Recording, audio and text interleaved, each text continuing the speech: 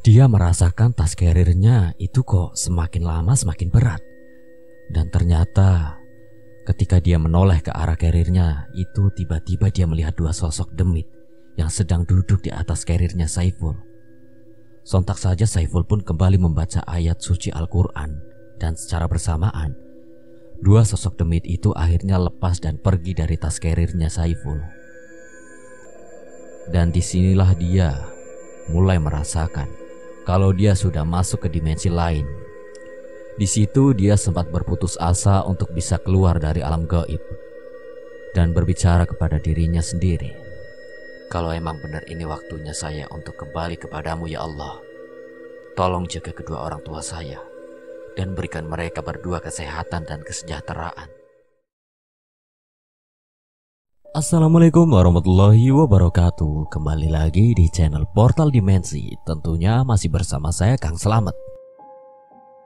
Kali ini Kang Slamet akan membawakan kisah mistis pendaki yang berjudul Solo Hiking di Gunung Semeru. Cerita ini ditulis di Wattpad oleh Rahmat_HPS. Cerita ini datang dari salah satu orang bernama Saiful, seorang pendaki asal Bekasi. Saiful ini adalah seorang mahasiswa yang kini kuliah di salah satu universitas di Jakarta. Dan Saiful juga salah satu mahasiswa pencinta alam di universitasnya. Oke, di sini Saiful ingin membagikan pengalaman mistisnya yang dimana pada saat dia solo hiking ke Gunung Semeru, banyak hal yang belum pernah dilihat semasa hidupnya. Sebelum masuk ke ceritanya, buat kalian yang belum subscribe, tekan tombol subscribe-nya terlebih dahulu dan tekan tombol notifikasinya agar kalian tidak ketinggalan cerita-cerita terbaru dari channel Portal Dimensi. Gak usah berlama-lama lagi, langsung saja kita masuk ceritanya. Solo hiking di Gunung Semeru.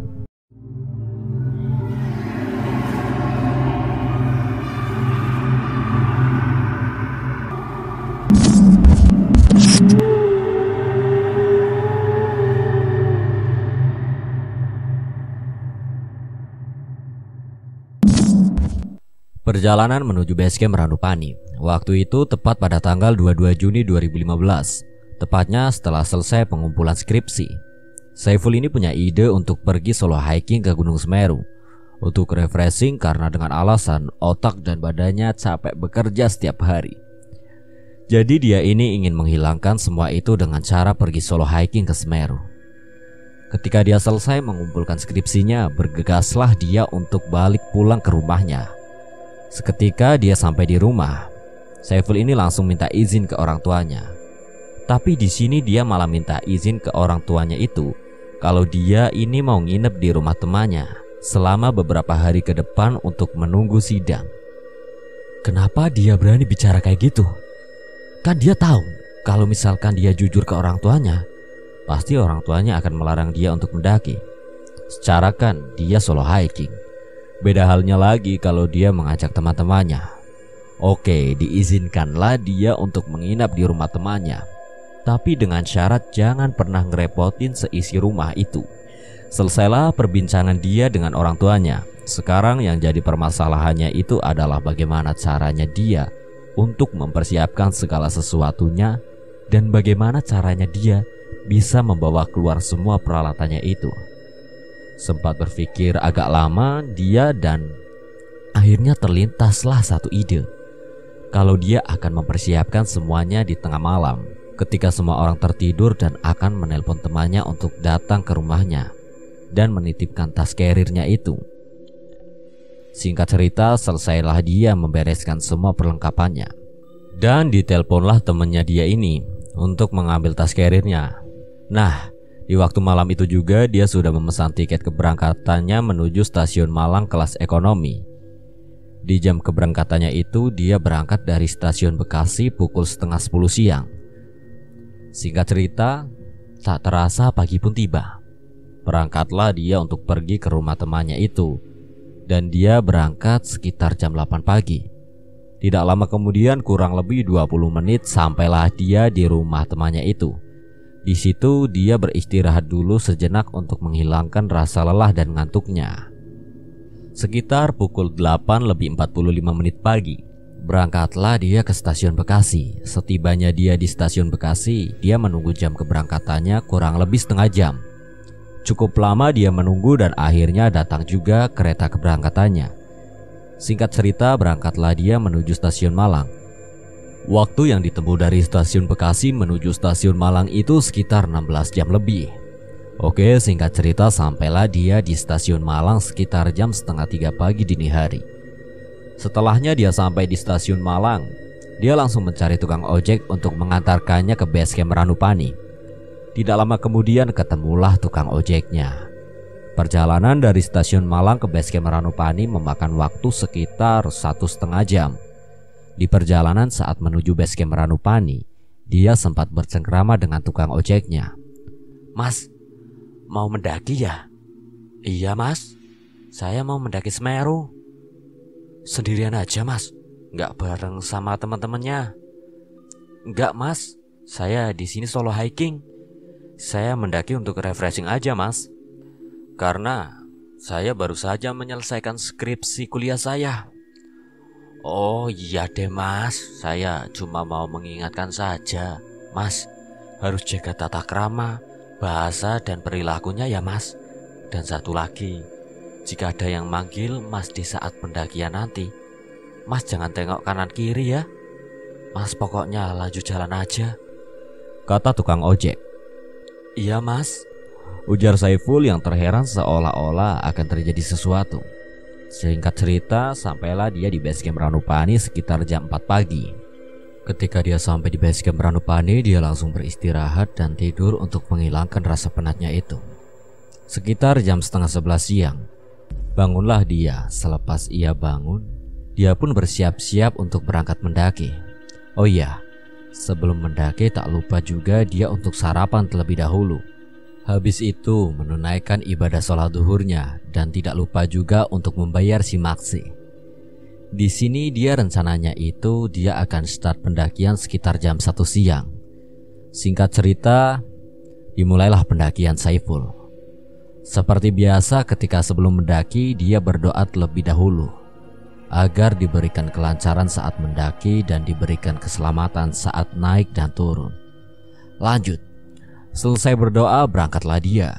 Di situ dia melewati perkebunan teh milik warga yang sangat luas dan indah.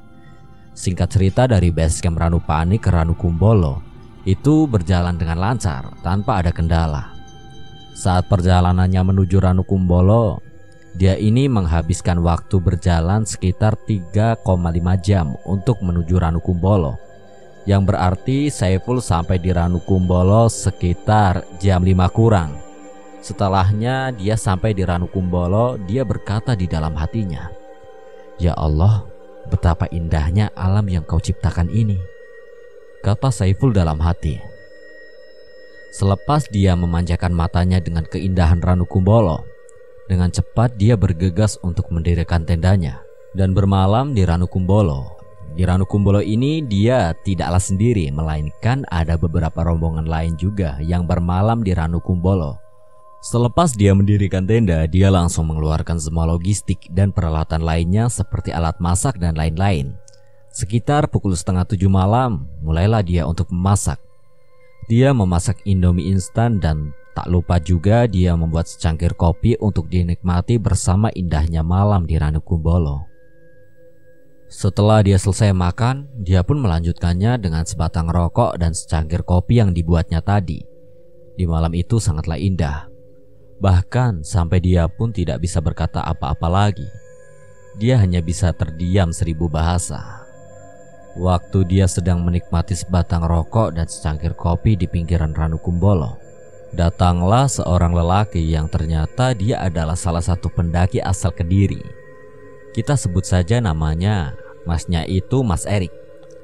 Datanglah Mas Erik ke Saiful dan berkata, "Malam mas." "Malam juga mas. Sendirian aja mas mendakinya?" Iya nih mas, cuma mau refreshing aja karena saya habis selesai mengumpulkan skripsi mas." "Oh alah, kenapa sendiri mas? Kenapa tidak ajak teman-temannya?" Tidak mas, lagi pengen sendiri aja." "Oh iya mas, Sampai lupa kita untuk berkenalan. Nama Mas siapa? Kalau saya Erik. Oh iya, sampai lupa juga saya. Nama saya Saiful, Mas. Kalau saya boleh tahu, Mas Erik ini asalnya dari mana ya? Oh, saya asalnya dari Kediri, Mas. Kalau Mas Saiful sendiri asalnya dari mana? Saya dari Bekasi, Mas. Oh, Bekasi toh? Iya. Singkat cerita, sudah lumayan lama lah mereka berdua berbincang dan tak terasa waktu sudah menunjukkan pukul 10 malam. Di situ dia bilang ke Mas Erik, sudah agak malam nih Mas, saya masuk ke dalam tenda ya Mas. Makasih yo, sudah mau menemani saya ngobrol. Iya nih, sudah agak malam juga Mas.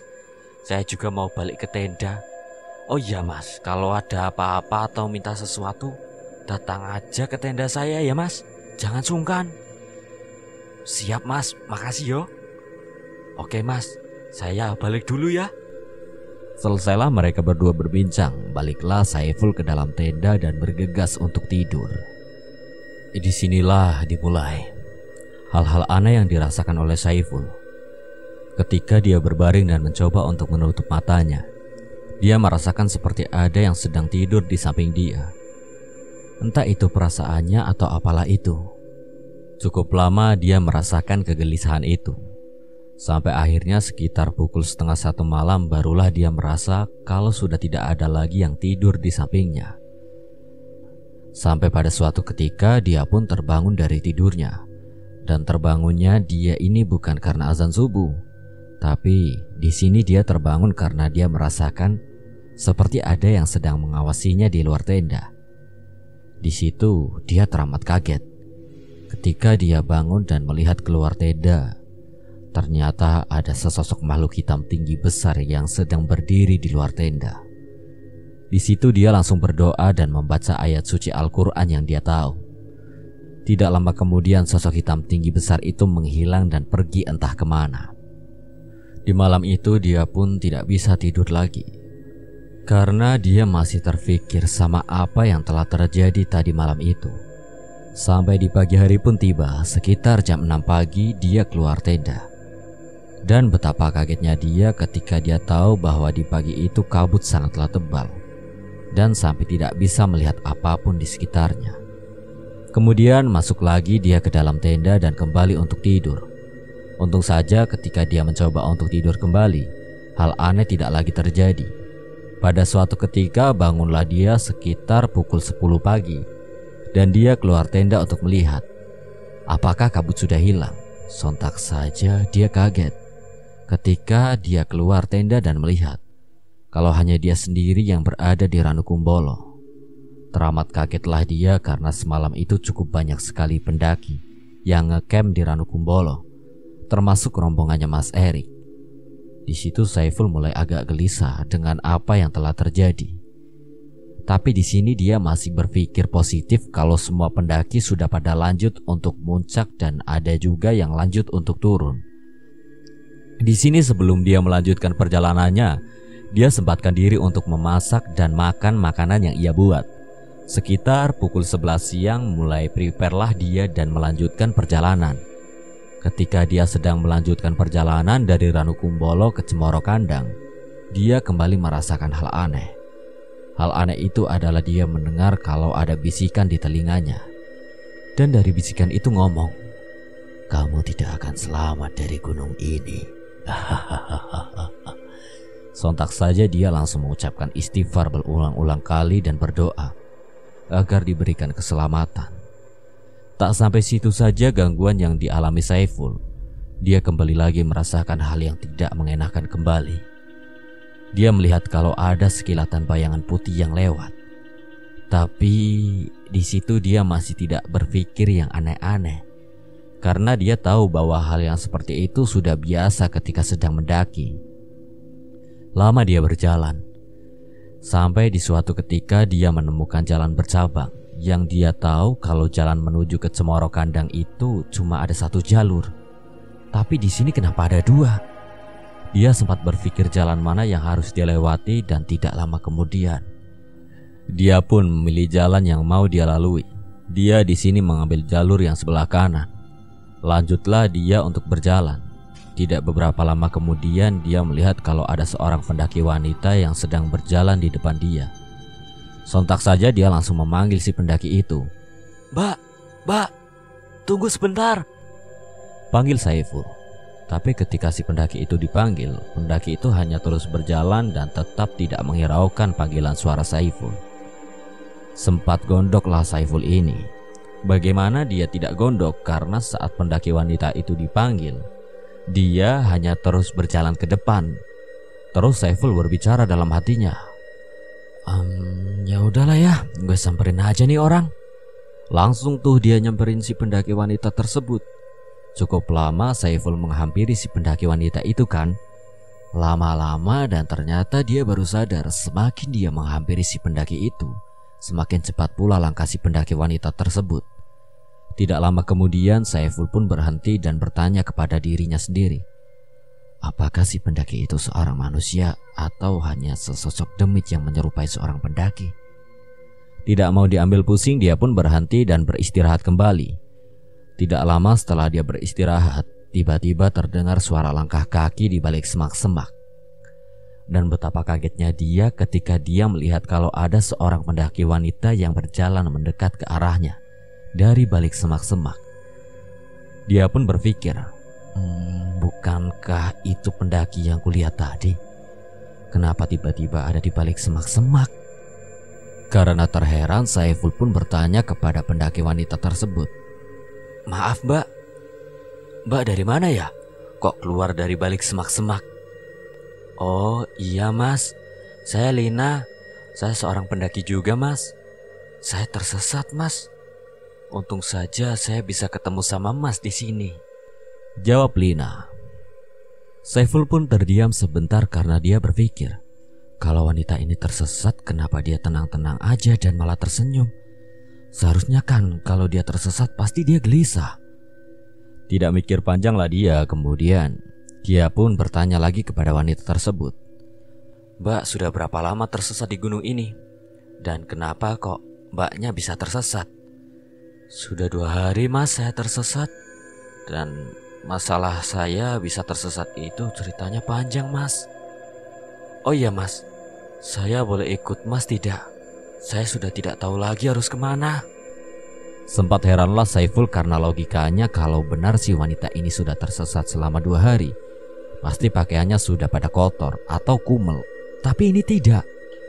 Pakaiannya itu sama saja seperti orang yang akan start pendakian, belum kotor dan masih bersih. Lanjut Saiful pun menjawab, bukannya saya tidak mau ya mbak, tapi saya lagi ingin sendiri. Tolong mas, saya benar-benar sudah tidak tahu lagi harus kemana. Karena kasihan, Saiful pun mengiyakan kalau dia boleh ikut bersamanya. Ya udah deh, boleh. Makasih ya mas. Lanjutlah Saiful berjalan bersama Lina dan dia teringat sesuatu kalau perjalanan dia itu terasa lama banget. Saiful pun melihat jam tangannya dan betapa kagetnya dia ketika melihat jam tangannya itu, bahwa jam tangannya sudah menunjukkan pukul 2 siang. Secara kan waktu paling lama ditempuh dari Ranukumbolo ke Cemoro Kandang itu sekitar 1 jaman. Tapi ini malah hampir 3 jam dia berjalan. Saiful pun mulai gelisah dengan apa yang dialaminya, ditambah dia sedang bersama seorang pendaki wanita yang tidak dia kenal. Terus dia berjalan. Dan sampai pada akhirnya waktu menunjukkan jam 4 sore. Dia pun mulai panik, bukan gelisah lagi. Dan Saiful berpikir, apakah aku tersesat? Terdiamlah sebentar dan plak, ada yang menepuk dia dari belakang. Dan itu ternyata Lina. Lina pun bertanya ke Saiful, Mas, kenapa? Kepalanya pusing ya mas? Atau gak enak badan? Atau jangan-jangan mas lagi mikirin sesuatu? Ah, tidak kok Lin, saya baik-baik saja. Dan saya tidak lagi sedang memikirkan apa-apa. Oh, oke deh mas. Tapi kalau misalkan ada apa-apa bilang Lina ya. Kali aja Lina bisa bantu. Oke Lin. Singkat cerita, malam pun tiba. Saiful pun mendirikan tenda dan berpikir untuk bermalam di sini.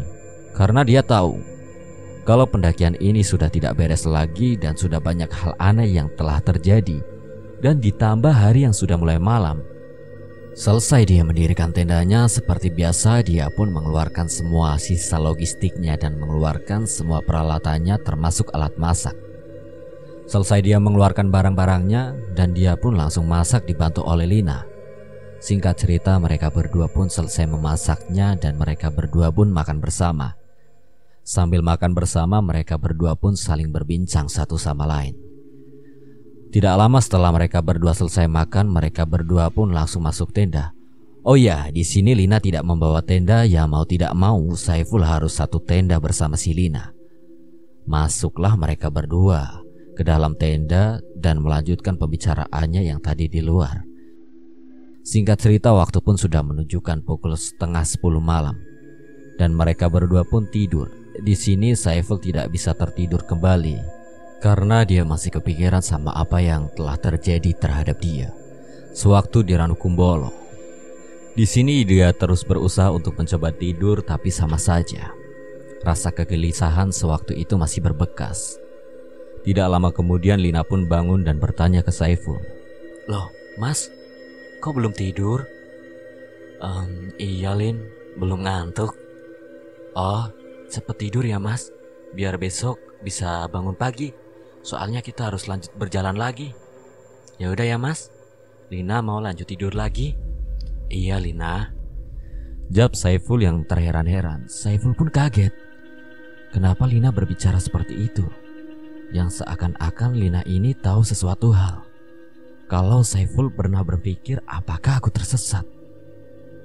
Oke, karena Saiful tidak mau pikir panjang lagi, Saiful pun melupakan perkataan si Lina dan mencoba untuk tidur kembali.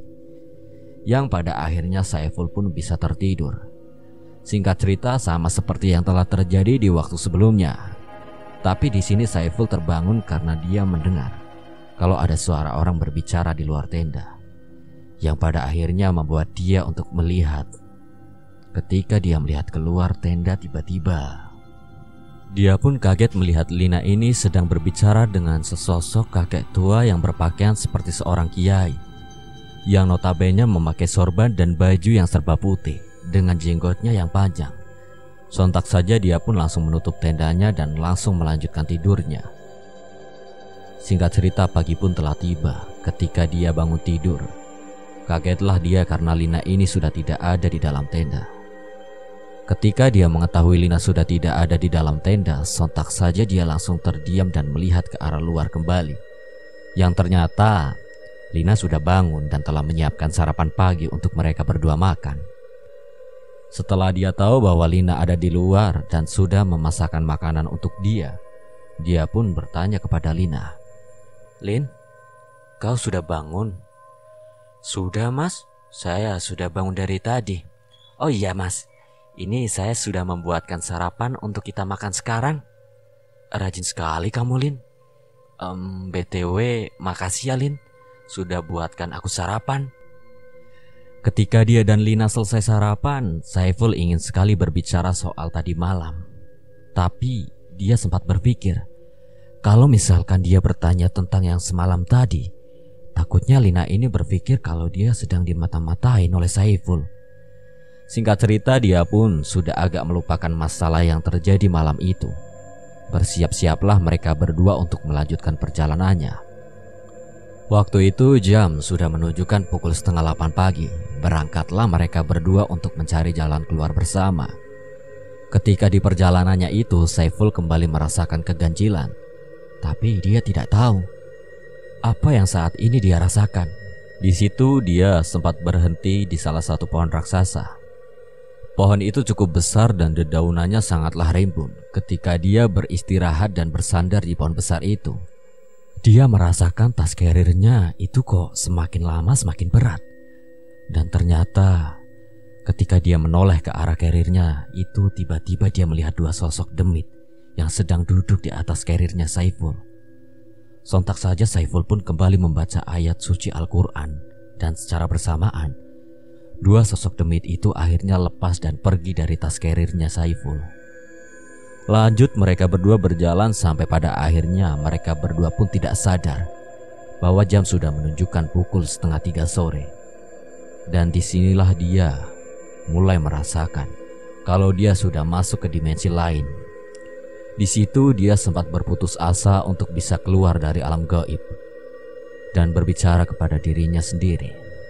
Kalau emang benar ini waktunya saya untuk kembali kepadamu ya Allah, tolong jaga kedua orang tua saya dan berikan mereka berdua kesehatan dan kesejahteraan.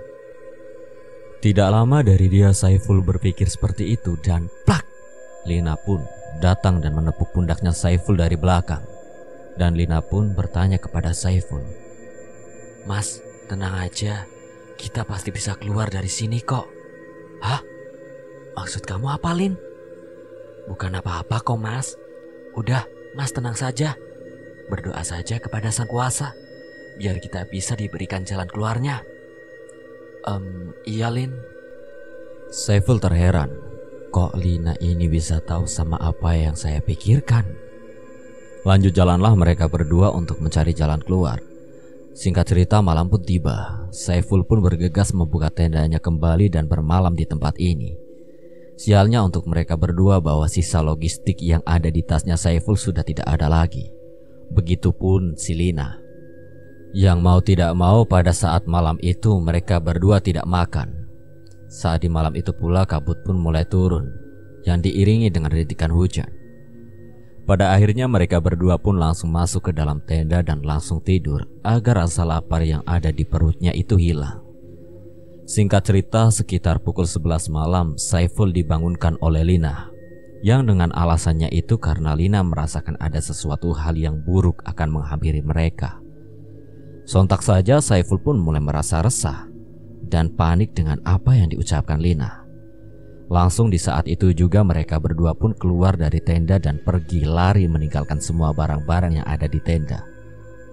Dan benar saja ketika mereka berdua berlari, dia merasakan seperti ada yang sedang mengejar mereka berdua. Sontak Saiful pun menoleh ke arah belakang dan ternyata ada sesosok demit yang berwujud buto yang lagi mengejar mereka.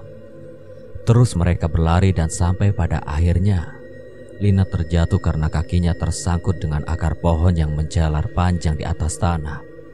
Ketika Saiful mencoba untuk menolongnya, tiba-tiba buto itu sudah ada di depan Lina dan mencoba untuk menangkap Lina. Tapi di saat buto itu ingin menangkapnya, terdengar seperti ada suara yang muncul. "Buto! Hah? Siapa itu yang berani memanggilku dengan seperti itu? Aku, sang juru kunci Semeru. Sampai kau menyentuh cucuku, akan kuhancur leburkan kau sampai tak tersisa sedikit pun." Kita sebut saja juru kunci Gunung Semeru ini Mbah X. "Ampuni aku, Mbah. Aku tidak tahu kalau wanita ini adalah cucumu. Kalau begitu, Mbah, saya mohon izin untuk mengambil anak manusia ini untuk kujadikan santapanku. Tidak, sampai kau menyentuh anak manusia ini, akan kupastikan kau akan hancur tak tersisa sedikit pun." "Kenapa, Mbah? Kenapa aku tidak boleh menangkapnya? Aku sangat tahu sekali akan darah manusia. Sudah aku katakan kepadamu, Buto. Aku tidak mengizinkan kau untuk menangkap anak manusia ini," jawab Mbak X. "Baiklah, Mbah. Saya mengerti. Saya izin pergi, Mbah." Selepas pembicaraan Mbah X dengan buta itu selesai, Saiful pun menolong Lina yang sedang terjatuh itu. Dan tiba-tiba kakek Lina itu datang kepada Saiful dan berkata, "Teruslah kamu berjalan ke arah barat, Nak. Cucuku akan mengantarkanmu." Iya, Mbah. Terima kasih udah selamatkan saya," ujar Saiful yang terheran terhadap si Mbah X. "Kalau begitu, saya izin kembali ya, Nak." Iya, Mbah." "Dan kamu, Lina, antarkan pemuda ini untuk kembali keluar dari sini." "Baik, Mbah," jawab Lina. Pergilah si Mbah X ini untuk melanjutkan perjalanannya. Selesai dari semua itu, Saiful sempat berpikir dan sempat ingin bertanya juga kepada Lina. Siapa Mbah X itu sebenarnya? Dan kenapa dia mengaku-ngaku kalau Lina itu adalah cucunya? Akan tetapi dia merasa kalau dia bertanya kepada Lina, Lina akan berprasangka buruk kepadanya. Tidak lama dari Saiful berpikir, Lina pun berbicara. Mas, tidak usah bingung. Nanti saya akan jelaskan semuanya. Ah, oke. Mari mas, kita lanjutkan perjalanan ini. Ayo. Lanjut mereka berjalan dan tak lupa dengan apa yang dikatakan Mbah X kepada Saiful untuk berjalan ke arah barat. Terus mereka berdua berjalan. Entah kenapa di saat kejadian si Mbah X tadi, di saat perjalanan itu sudah tidak ada lagi gangguan-gangguan yang aneh. Singkat cerita, mereka berdua pun tiba atau sampai di tempat tujuan yang dimana di situ ada sebuah portal yang semacam dengan gerbang perpindahan dimensi antara dunia manusia dan dunia gaib. Di tempat ini juga Lina menceritakan semua yang terjadi kepada dia dan memberitahu siapa dia, Lina ini sebenarnya. Mas, kita sudah sampai di tujuan dan di sini juga kita akan berpisah. Sebelum itu saya mau ngomong. Saya senang sekali bisa bertemu dengan Mas. Mas orangnya baik dan sangat pengertian, kata Lina dengan mata yang berkaca-kaca. Terima kasih ya Lin. Kamu sudah mengantarkan saya dan saya juga senang sekali bisa bertemu dengan kamu di sini. Sebelumnya saya benar-benar mau bertanya. Sebenarnya kamu dan Mbah X itu siapa? Dan kenapa saya ada di sini? Tanya dan jawab Saiful yang merasa sedih karena akan berpisah dengan Lina. Sesuai janji saya mas, saya akan menceritakan semuanya dimulai dari mas bangun tidur di Ranukumbolo. Yang pertama kali mas lihat kabut, itu mas sudah berada di dimensi yang berbeda. Dan jiwa masnya sudah dibawa sama salah satu demit yang ada di situ. Terus di saat perjalanan mas yang dimulai dari Ranukumbolo itu, mas sudah ditandai sama makhluk-makhluk di dimensi ini. Karena dengan alasan sikap di dirimu itu mas, mereka jadi tidak suka dengan mas. Disitulah kenapa saya muncul di hadapan mas. Karena saya ingin membantu mas untuk keluar dari tempat ini. Dan pas malam-malam itu juga yang dimana saya sedang berbicara dengan kakek tua. Kakek tua itu adalah Mbah X. Jadi seperti itu mas. Jawaban Lina atas semua pertanyaan Saiful. Hah? Jadi saya benar-benar berada di dimensi gaib? Yang berarti kamu dan Mbak X juga... Tanya Saiful yang teramat kaget. Iya mas, saya ngomong apa adanya. Oh iya, kamu lupa akan satu hal pertanyaanku tadi. Siapa Mbah X itu sebenarnya dan benarkah kamu cucu dari Mbah X? Dan kenapa para makhluk yang ada di dimensi ini tidak suka dengan kehadiran saya? Tanya Saiful. Iya mas, semua itu benar. Saya adalah cucu dari Mbah X. Dan Mbah X sendiri adalah penjaga gunung ini, Semeru. Dan untuk masalah kenapa mas bisa tidak disukain makhluk yang ada di sini, mas akan tahu sendiri jawaban atas pertanyaan mas ini. Di sini saya juga mau memperjelas lagi. Tapi mas jangan takut ya. Iya, saya adalah manusia setengah demit.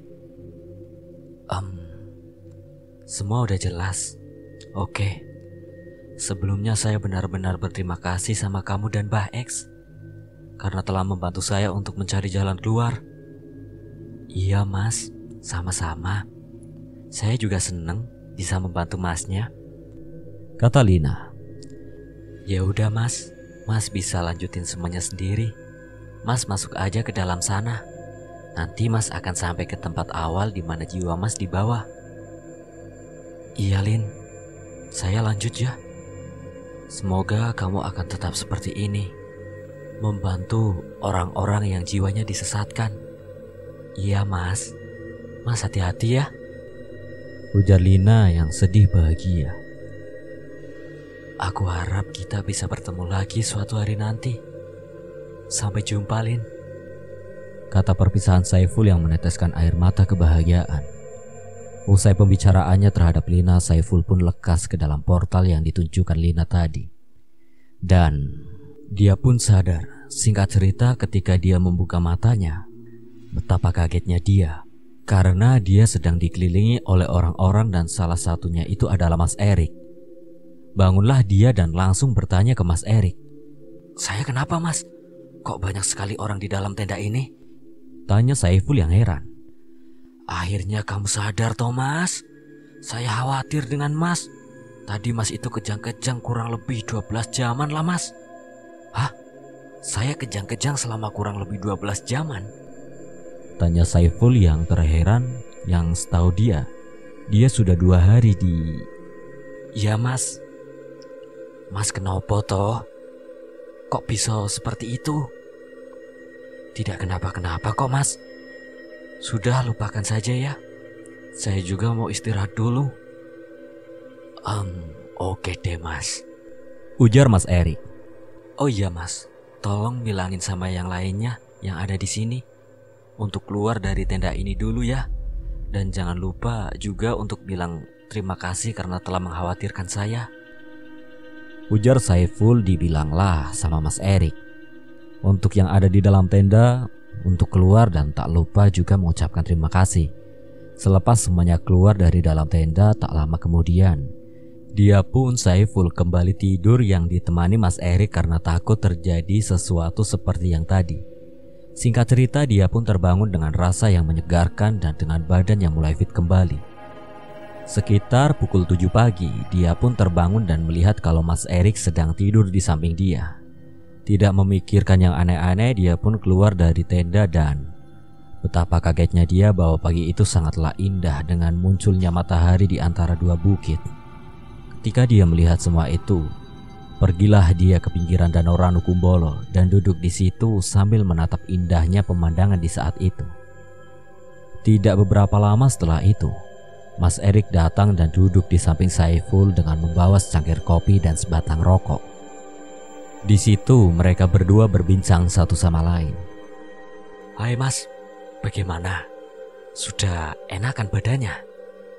"Hai juga Mas. Sudah kok Mas, sudah enakan. Apalagi kan dengan memandang indahnya Ranukumbolo ini, tambah enak lagi dong." "Syukur deh Mas."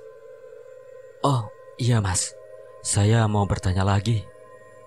Benarkah kemarin itu saya kejang-kejang sampai kurang lebih 12 jam?" "Benar Mas. Ngapain saya bohong ke Mas?" Kok Masnya bisa tahu sih kalau saya lagi kejang-kejang?" "Oh, jadi gini Mas ceritanya. Kemarin itu sekitar pukul 9 pagi saya mau lanjut perjalanan dan saya teringat dengan Mas untuk berpamitan bahwa saya akan melanjutkan perjalanan untuk pergi ke puncak. Akan tetapi ketika saya samperin Mas ke tendanya Mas, saya kaget karena Mas sudah kejang-kejang di dalam tenda. Dan yang saya kira itu Mas kena hipotermia, dan ternyata bukan, melainkan ada sesuatu hal. Makanya saya panggil pendaki lainnya untuk datang ke tenda Mas untuk membantu. Begitu Mas ceritanya." "Oh alah, seperti itu toh. Sebelumnya terima kasih kembali ya Mas, karena sudah mengkhawatirkan saya." "Santai saja Mas." "Oh iya Mas, Mas habis ini mau langsung turun kah?" "Sepertinya iya, saya juga sudah capek. Kalau begitu nanti Mas turun bareng sama rombongan kami aja Mas, karena kami semua juga sudah capek semua. Gimana, mau?" Boleh deh, tapi kenapa Mas tidak lanjut mendaki saja?" Jawab dan tanya Saiful. "Seperti yang saya bilang tadi Mas, kita juga sudah capek, jadi mau langsung turun aja. Lagian juga kan, kita masih ada hari-hari esok untuk mendaki." "Ya sudah Mas, yuk kita balik ke tenda, kita sarapan dulu. Rombongan kami juga sudah masak untuk Mas." Terima kasih ya," ujar Saiful. Singkat cerita, sekitar jam 12 siang Saiful dan rombongan Mas Erik pun prepare untuk turun. Selesai mereka prepare segala macam, mereka semua pun turun sekitar jam 1 dan sampai ke base camp Ranupani sekitar jam 4 sore. Di saat perjalanan turun itu, Saiful dan rombongannya Mas Erik berjalan dengan lancar sampai tujuan, tanpa ada gangguan atau hal aneh lainnya. Di sini Saiful dan rombongannya Mas Erik akhirnya berpisah dan saling berjabat tangan dan berkata, Terima kasih ya Mas, atas bantuannya dan untuk yang lain-lainnya juga. Iya, santai aja Mas. Kami semua juga seneng kok bisa dapat teman baru lagi, ujar rombongan Mas Erik. Ya udah toh, Mas Erik dan yang lainnya juga kita berpisah di sini ya. Dan satu hal lagi, saya harap kita semua yang ada di sini bisa hiking bersama di gunung ini. Kita semua juga berharap seperti itu.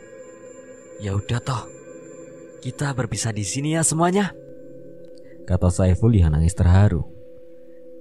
Iya, hati-hati ya Mas, ujar rombongan Mas Erik. Selesai dari perpisahan itu, Saiful pun kembali pulang ke rumahnya. Dan di saat perjalanan itu, dia pun kembali teringat dengan perkataan Lina yang sebelumnya. Kenapa semua makhluk yang menghuni tempat ini banyak yang tidak suka dengannya? Dan akhirnya terjawab sudah, bahwa mereka semua tidak suka dengan Saiful karena ketidakjujurannya terhadap orang tuanya. Kalau dia akan mendaki, jadi itu tamat. Pesan yang terselip dari cerita ini, jika kita mau pergi kemanapun itu, mau jauh ataupun dekat, kita jangan pernah lupa cuy untuk minta izin ke orang tua terlebih dahulu. Karena itu sifat wajibnya dan restu orang tua itu adalah restu Tuhan juga. Kita juga tidak boleh membuat khawatir orang tua. Jika kita pergi tanpa izin, maka orang tua akan bingung mencari kita kemana gitu, oke? Sekian dan terima kasih buat Rahmat_HBS yang telah mengizinkan saya membawakan ceritanya, dan saya memohon maaf apabila ada kesalahan. Kang Slamet pamit undur diri. Wassalamualaikum warahmatullahi wabarakatuh. Sampai berjumpa lagi.